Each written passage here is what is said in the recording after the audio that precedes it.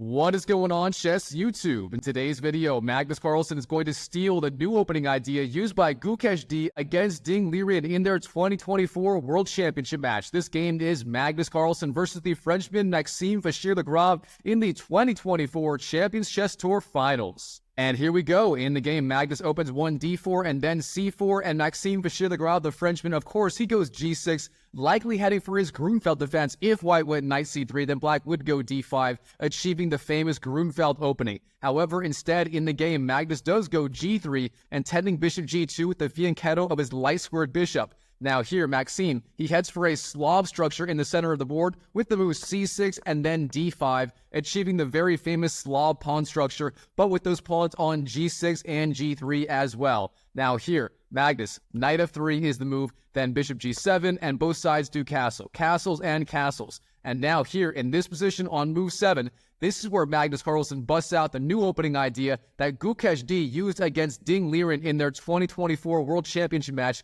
and that is the move rook to e1. Now, according to my database, this move has been played before, but never by a grandmaster prior to Gukesh in his World Championship match against Ding Liren. So, Gukesh was the first grandmaster, the first high-level player for that matter, to play this move, and now Magnus is the second. What is the idea? Well, d takes c4 is the strongest move here, winning that pawn on c4, but then if black does take it, then the rook is perfectly placed on e1 to support the pawn break e4, getting that dual pawn center on d4 and e4, and that is what happens. D takes c4 was played by Maxime. You must have studied that one game by Ding and Gukesh. And of course, d takes c4 is the best move, but this does give white the chance to go e4, again achieving that very strong pawn center on e4 and d4, and we're going to have a very interesting fight on our hands. Black, of course, is up a single pawn, but white has that beautiful pawn center, and it creates a very powerful imbalance in this position. All right, now here, Maxime, in this position,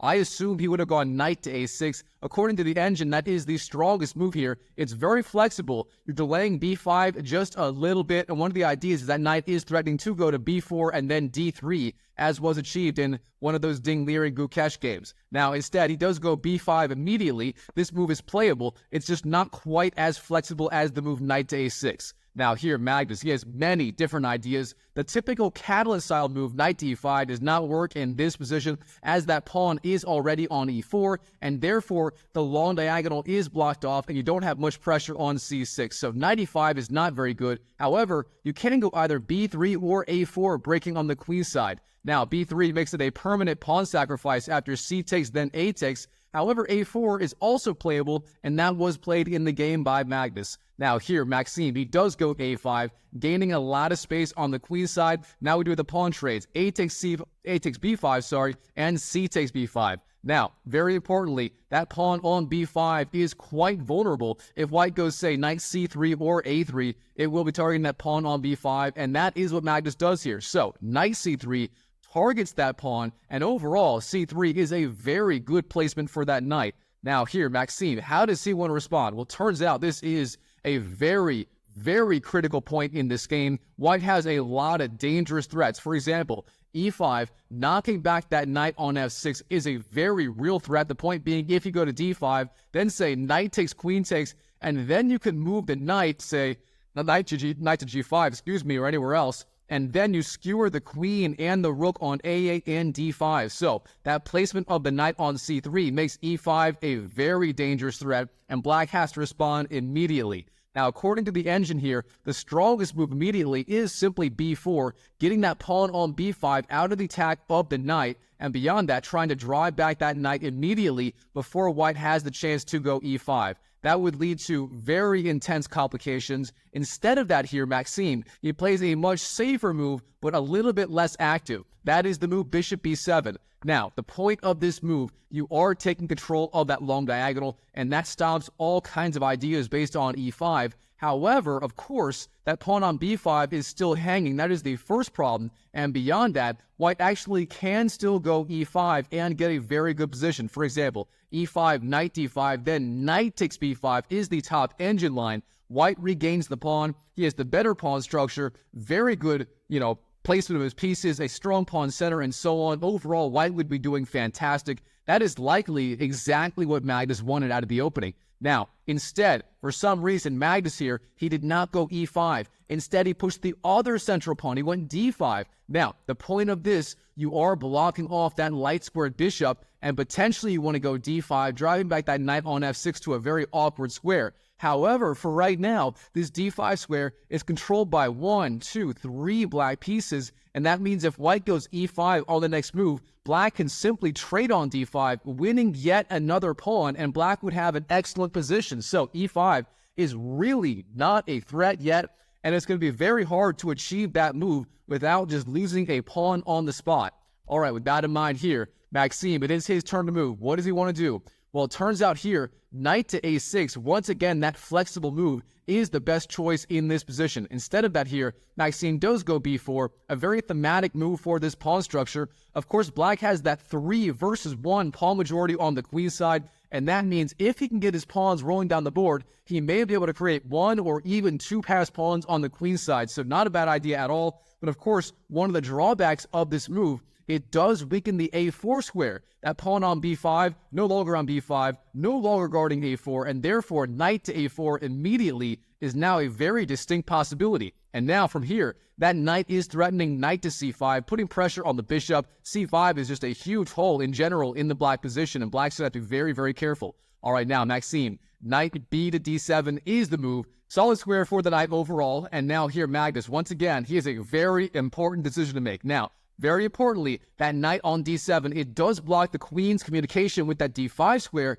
and that does mean the move e5 becomes a little bit more attractive now. And sure enough now, Magnus, he did go e5 immediately. Now, this is not required. It turns out it's a little bit dubious. Instead of e5, the move bishop f4 would have been a little bit stronger. That is the best placement for the bishop. Instead, e5 played in the game. What is Magnus Carlsen's idea? Well, Magnus in this game, he's a madman. Here's the point. Knight takes d5 is virtually forced from black, and now Magnus, the move is, of course, the double pawn sacrifice e6, giving up the e-pawn. The point being, you are hitting the knight on d7 and the pawn on f7. Therefore, no matter what, you are going to damage black's pawn structure. Now, in the game, or sorry, not in the game, but the strongest move in general here, you do just have to bite the bullet. F takes e6 is the move, but the problem with that, the drawback, is white can go knight d4 or knight g5, piling up pressure on that pawn, threatening knight takes e6, forking both the rook and the queen on f8 and d8. So e6 having a lot of threats. Now, instead of f takes e6 here, the move by Maxime in the game, knight 7 to b6, this turns out to be a little bit weaker. And now here, Magnus is the one fighting for the advantage yet again. Now, in the game, Magnus, he takes on f7 immediately. E takes f7. In case you're curious, knight to c5 may have been a little bit stronger, hitting the bishop and guarding that e6 square with the knight. Instead, e takes f7.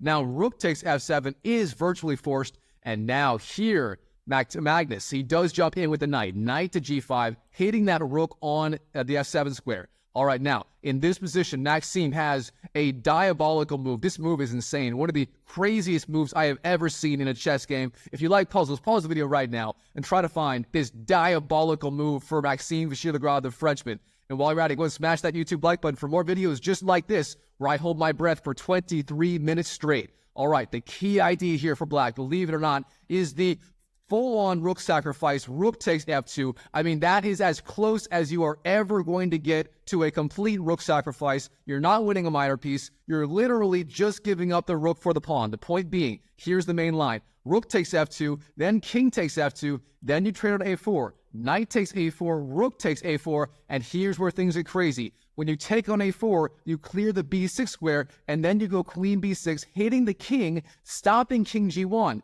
And if the king goes to the f1 square, then you swing your other rook over to the f8 square, piling up on this file. You have this file controlled, this diagonal controlled. The king is virtually nowhere to go. I mean, that line continues from there. It is absolutely crazy, and black would be dominating. Instead, in the game, Maxime plays the more logical move, rook to f5. Not more logical, but more human-looking move, putting pressure on that knight on g5 and getting out of the attack of the knight. Now, here, Magnus, he's got a lot of different moves. The computer loves the knight moves, knight to e6 and knight to c5. We've seen these moves earlier in the game, or at least the idea of them to be played earlier in the game. Those are the strongest ideas here. Instead, in the game, he does go g4, pressuring that rook on f5, but this turns out to be a critical mistake. Here, Maxime Vachiere-Lagrave, once again, he has the option of sacrificing the rook, this time for the knight on g5. Rook takes g5, the point being, after bishop takes, then knight takes, rook takes, and finally bishop takes b2. You win the knight on g5 as well as the pawn on b2 for the rook, but very importantly, you then have triple passed pawns on the queen side, and that will give black a massive advantage. Now, instead of that in the game, Maxime playing a little more restrained, he does go rook to f6. He is playing the greatest chess player of all time, so it is very understandable. But again, Maxime missing a lot of chances to sacrifice his rook in this game. Gotham Chess, if he's watching this game, I'm sure he is just shaking his head. All right, now here, white, knight to c5, jumping in with the knight, pressuring that bishop on the b7 square. Now we have bishop c6, getting out of the attack, perfectly logical. But now, knight c to e6. Look at these knights on e6 and g5. I mean, these are the octopus knights right here, just jumping in everywhere into the black position. I mean, these knights are just out of control. All right, queen d7, getting out of the attack. Now, Magnus, he does trade on g7. The very important Grunfeld bishop is as good as gone. It is gone now. All right, king takes g7, and now here, the best move for Magnus. Very simple move, very logical. Queen d4, centralizing the queen, pinning the rook on f6 to the king on g7, and after that, you can develop your bishop, your rook on a1, and so on, and you are just cruising. Instead here, knight to e4, jumping back with the knight, and this move has a very big problem. Black can just go rook to e6, keeping his rook active, and black is going to be doing excellent. Keep in mind here, black is up material in this position. He is up those 2 pawns on the queen side. Magnus, he has to make something happen or he's going to be in a lot of trouble. Now, fortunately for Magnus in the game, Maxime did not do that. Instead, he went knight to f4, jumping in with the knight and giving up the rook on f6 if white wants it. All right, what is white going to do? He starts with a queen trade. Queen takes d7, Magnus heading for the endgame. He's the best endgame player ever, very logical choice. Now we have knight takes d7, and now he does win the exchange. Knight takes f6,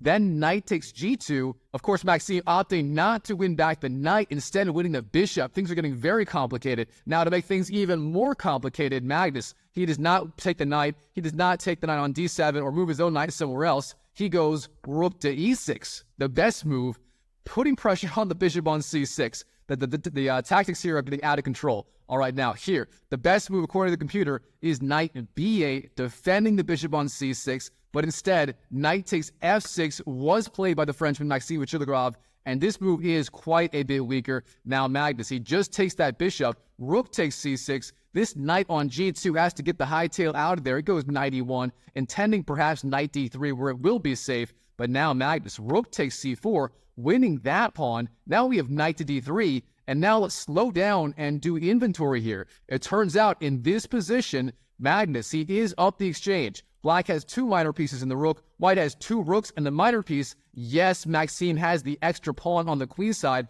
but it's only 1 pawn. Overall, white is dominating both material-wise and in terms of the activity of his pieces. All right, here Maxime, g5, Magnus g5, gaining space on the king side, knight d7 for Maxime. Now rook c7 for Magnus, putting pressure on that knight. Now we have knight 7 to e5, jumping in with the knight, and now rook takes e7, winning back one of those pawns. Magnus is now simply up the exchange, up that rook for the minor piece. This is going to be very difficult for Maxime to hang on. All right, now king to g8, bishop b3, developing the bishop. Now we have a4, pushing those pawns down the board. Now king g2 and a3, the alpha 0 a pawn is about to be a pass pawn. Now we have b takes a3, and here, instead of getting the born again alpha 0 pawn on the a file, Maxime goes b3. Okay, very interesting. Now bishop d4, guarding that b2 square, stopping b2 ideas. Now we have knight f4, hitting the king, king f1, and knight to f3, pressuring that bishop on d4. Maxime trying to stay tricky in time trouble. He's trying to make something happen, but Magnus, again, he is just too good in the endgame. So,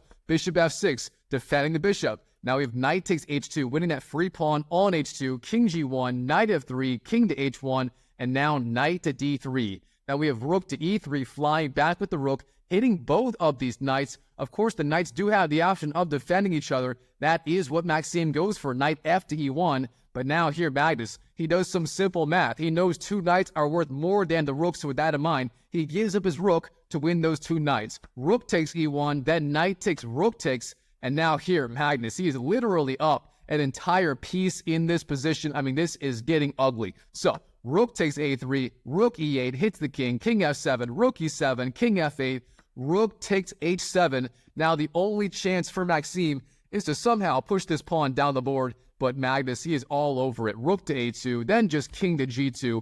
And in this position, Maxime Vachiere-Lagrave simply resigned on the spot to Magnus Carlsen. He simply has no chance. Whenever black goes b2, white's always going to have the option of either rook to b7 or even just bishop takes b2, followed by winning the pawn on g6 and so on. White is just up by too much. So with that reason, with that in mind here, Maxime Vachiere-Lagrave, he resigns on the spot to Magnus Carlsen and the brand new opening that he literally stole from Gukesh D in the 2024 World Championship match. Alright, Chess YouTube, I hope you enjoyed this video. If you did, smash that like button. And check out this video right here, where I cover another game where Magnus Carlsen steals an opening, this time from AlphaZero. If you want to see Magnus literally steal a brand new chess opening, this time from AlphaZero, check that video out. I'm sure you're going to love it, and I'll see you in the next video.